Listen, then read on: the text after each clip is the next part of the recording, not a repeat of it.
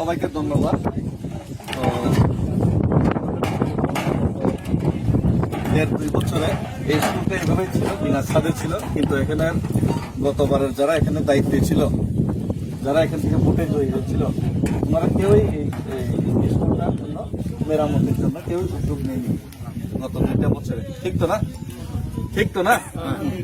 আইসেনে কেউ আইসেনে না, কিন্তু আমি গতকালকে শপথ নেওয়ার পরে 20 তারিখ সময় আমি আয় করছি। আর আমি কথা দিতেছি না, কাজে দিয়ে আমি করুন।